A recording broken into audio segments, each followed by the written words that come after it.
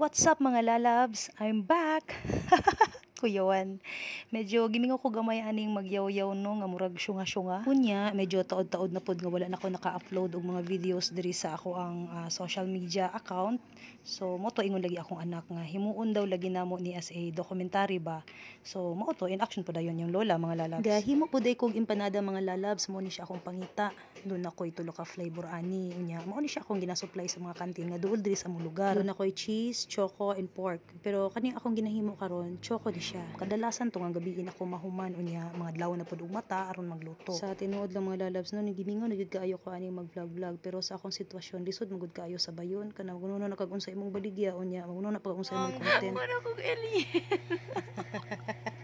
Doon na lagi ko yung mga pipila ka mga friend o mga kaila ba nga mangumusta lagi unya mangutana og nganong giundangan daw nako tong pag-vlog kay gasubaybay pud day unta sila. So mo to naka ano ko nga unsa ka ano kay bakasyon man pud natong samantalahon kay wa man pud tay himuon. Ready na? So after ani nga moment mga lalab since nga nahipos na tanan among mga gamit, nag-decide mi nga mga na lang mi sa gawas. Nya ilang deal man dito is 500 upat ka ulo nya duha ra man min mama.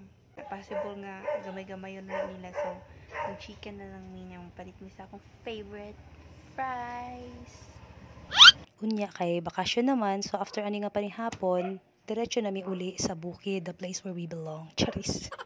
Mo to nga bisag to nga gabi na excited kay ko mag-ayos, mag-arrange kay medyo taod-taod pud na ako nga wala malimpyuhin na among balay.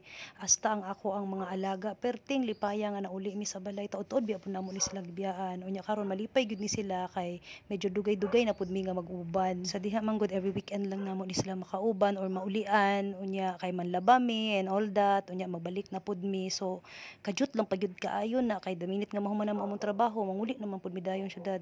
So mao to siya mga lalabs no. Unya kay gikaluy-an man nga nahay honor man si A, so namarayig lagi nga mag-outing kuno sila kauban iyang mga imiga. So nagluto pud ko gamay nga food para napod mi saluhan. Unya kay uban man kuno ko, way balibad inyong lola. Kay ampay pod